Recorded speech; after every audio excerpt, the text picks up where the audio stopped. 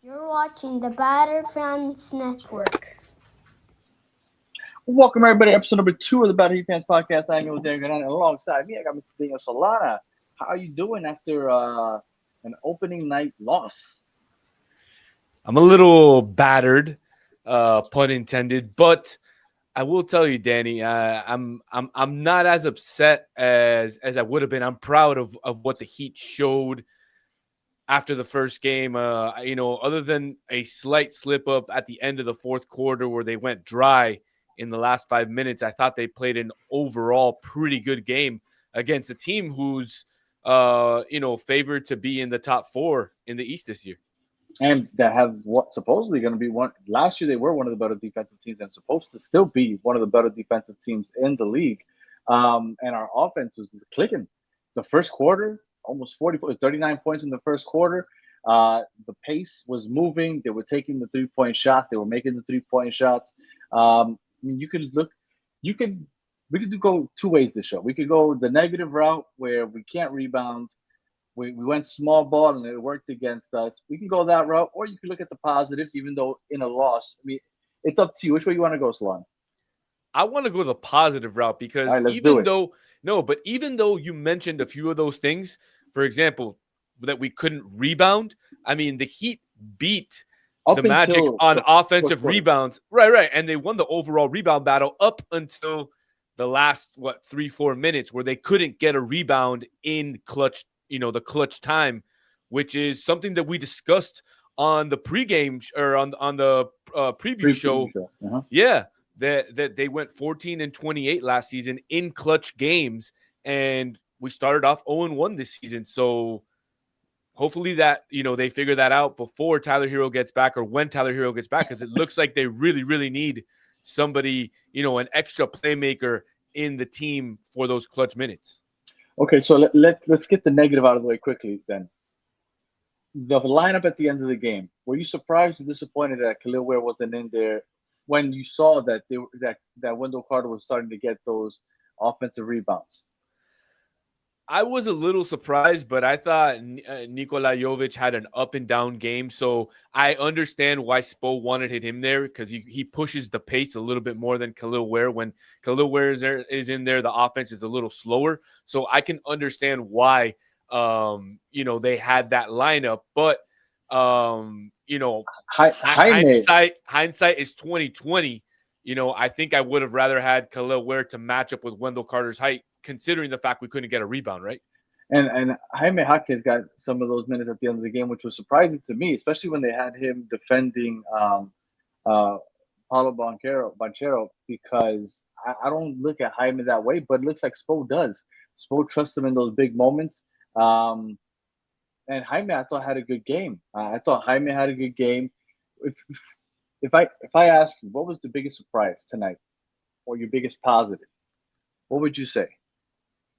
I think it's the fact that Simone Fontecchio, had 13 points and he played really good minutes offensively and defensively, something that we haven't had from Duncan Robinson over the years that he was here. He was fantastic offensively, but we all know about his defensive struggles while he was in a Heat uniform. And so Simone Fontecchio looks a little bit more, able defensively. And to me, that was one of the biggest surprises. When he first came on, he hit that first three, and then I know it says that he only had one turnover, but the other turnover I thought was on him. I guess he received a bad pass, and I forget who it was they gave it to.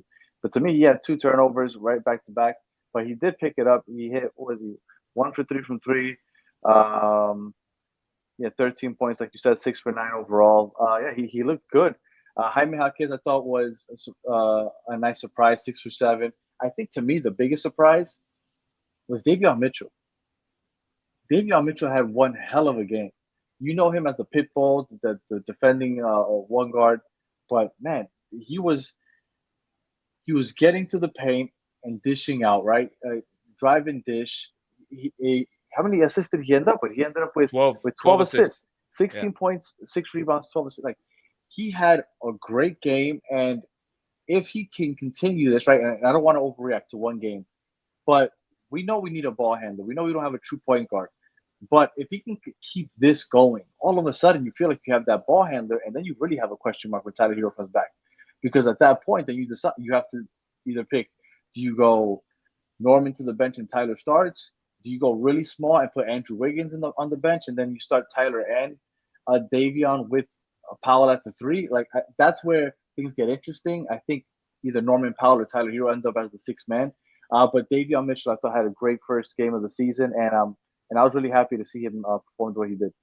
Look, I'll tell you this, Danny. I don't know how the starting lineup is going to look, but I imagine that the Heat are going to close games with Davion Mitchell, Tyler Hero, Norman Powell, Andrew Wiggins, and Bam Adebayo. A very small lineup with Wiggins at the four.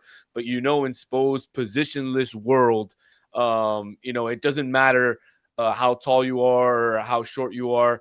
What they want are bulldogs, like you said, on defense. That's exactly what Davion Mitchell was tonight, leading the defensive end. He was super aggressive, man. But I think that's the lineup that's going to be ending the games, and then Spo will adjust depending on who the opponent is. Depending on if they need to go bigger or smaller, and who has the hot hand that game, because Spo is that type of coach. Usually, if you have the hot hand, he leaves you in there for a little longer. Nikolai Jovic started off hot. I thought he had a great first quarter. He kind of fell off. I think he's had 8 points in the first quarter and had 1 point the rest of the game. And as far as off the bench, Khalil Ware only had 13 minutes. You kind of figured that his minutes would kind of be low because he had he aggravated his ankle or something like that in practice a couple of days ago. So you figured he might not play a lot. Drew Smith had a solid outing also, I thought. He had 5 assists in his 13 minutes. They were pushing the pace, which is, I think, what we expected. And it looked good today against the good defensive side in Orlando. And I think just standalone, just looking at the performance, and I understand that a loss sucks, and the fact that, it was based off basically those offensive rebounds that you let Orlando get. If you're trying to look positive and trying to be positive, I think that there's more positives than negatives outside of the outcome when you look at what this team could be, because Andrew Wiggins, which I just don't understand how he fits on this team, he had a good game also. He had 18 points, 6 for 12 shooting. I mean, he only hit one of his 5 threes, but it was a big one late in the fourth quarter. If Andrew Wiggins can play like this consistently also, I feel like the Heat will be better than most people are expecting. Absolutely. And I think Andrew Wiggins had a little bit of hop in his step today, right? He looked a little bit fresh. He looked like a spring chicken out there, moving with the ball, moving without the ball, playing good defense. And so I agree with you, Danny. I think if the Heat can expect this type of game from Andrew Wiggins for the rest of the season, he'll be a vital piece to this team. But if he doesn't, then the question mark becomes, do they need to trade him? And is the question, do they trade him sooner, or do they wait until the deadline and see what they can get for him in February? My favorite stat is the plus-minus stat. I knew you were going to say that. Who do you think is the lowest in the plus-minus? The lowest, I think, was Jaime Jaquez, because I think he got absolutely torched by Franz Wagner all night. No, he was actually only at -1. Oh, wow. Okay. The lowest was -21. Andrew Wiggins, which just caught me off guard because I was just saying that he had a good game. I wasn't expecting him to be that far south. And who was the best plus-minus? I'm assuming it was Davion Mitchell, just because he was on there for all those assists.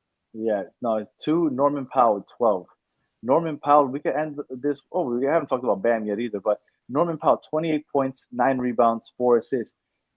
Norman Powell will be an all-star this year. I'm putting it out there. I think Norman Powell will be an all-star. He should have done it last year. Everybody said that he should have been an all-star. He was with the Clippers last year. He's going to be an all-star this year.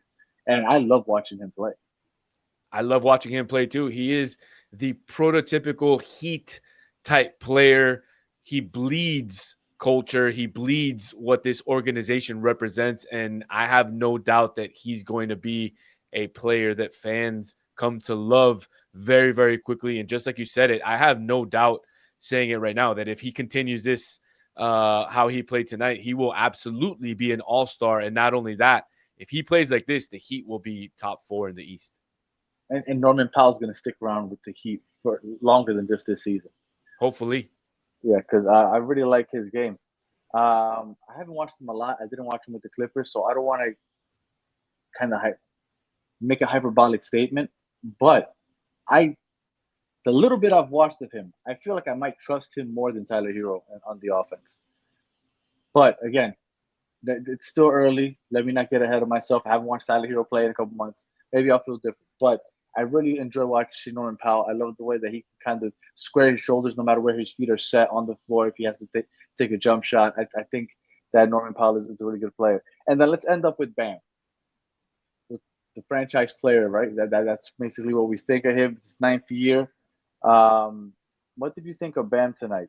15 points, 12 rebounds. I know Spo likes to talk about how Khalil Ware sometimes has non-impact numbers, but Bam, he isn't that guy down the stretch. We kind of now have come to realize that. Your thoughts on Bam? Look, I thought he had a good game. He had a really, really tough matchup all night. He was either on Bankero, Wendell Carter Jr., or Franz Wagner at times. He even switched off and covered, Jalen Suggs and Desmond Bain as well. So, he was all over the place on the defensive end. Obviously, I don't think he had, his greatest game offensively tonight. But look, 15 and 12. I'll take it if add it up with what Khalil Ware did. Then between the two of them, you have 22 points and 16 rebounds. I mean, I think that's pretty good from your from your centers. Where I think you're missing is from your power forward, which was Niko Jovic, who only had those 9 points. Obviously, Simone Fontecchio played 19 minutes and had 13, so he made up for that. But again, this team is missing another playmaker down the stretch. I can't, say it enough or be more vocal about it. And, hopefully with the return of Tyler Hero towards the end of November, that's exactly what they'll be doing. They'll be recuperating somebody who can play with Norman Powell down the stretch and create havoc for defenses in the fourth quarter. Inside of 2 minutes, the fact that Andrew Wiggins was getting the ball at the top of the key and you kind of counting on him to, like, that's not the position you want to be in. You definitely want Norman Powell on the ball or another playmaker, like you said, Tyler Hero, because you can't count on Bam, unfortunately, in those situations. But Andrew Wiggins having the ball in his hands inside those 2 minutes, disastrous. He did hit 1 3, which was nice, but then the next possession he came back, he missed it. Then they got the offensive rebound. Davion Mitchell ended up getting a shot. He missed it. Bam couldn't control the offensive rebound. Fell on top of Desmond Bain, fouled them, and then that's kind of all she wrote. Then they took a 4-point lead, and we just couldn't catch up after that. So that was basically the game. But again, we chose to go the positive route rather than the negative route. I think this is good. Playing against a solid Memphis team. Memphis is underrated. Playing against a solid Memphis team on Friday night in Memphis before we come home to play New York on Sunday. So it's a tough start. Remember, at least for me, I think the goal is 500 by the end of November. If you can go the first 20 games 10-10, I think that's a positive. The fact that you don't have Tyler Hero and the schedule is rough, I think I'd take that as a win. So, but we started 0-1, so we started on the wrong side. We did start on the wrong side, but like we mentioned all episode long, there was a lot of positives to get from this game. But Danny, it's a brutal schedule for the Heat. I believe 5 of the first 11 are away from home. The home opener, like you mentioned, is on 6 Sunday. of the first 8, yeah. Yeah, so they're playing a Grizzlies team on Friday who is up right now in New Orleans. So we'll see what happens. It's not going to be easy, and I echo your sentiment. If they're 10-10 after 20 games, I think this will be a really good season. Yeah, I agree. And then you have Tyler Hero coming in. You get the other playmaker. As long as you can stay healthy, I think that would be a good omen. And let me not forget to mention the fact that the season started with a 4-point play. Awesome. I understand that it wasn't on the shot. It was banned, but it was really cool. That was a really cool way to start. I started getting the really good feels right off the bat. Unfortunately, things didn't end up the right way. All right. Any final words, Solana? No, man, I'm just excited. I love talking about the Heat, and I'm glad that Miami Heat basketball is back. And hopefully this team gives us a lot of happy memories this year, and we have a lot more of these positive podcasts instead of those negative, droopy ones. Hopefully. If you're listening on audio, please like, comment, 5 stars on YouTube. Please like and subscribe. And we'll be back after the next game, which is Memphis. So until the next one, have a good one.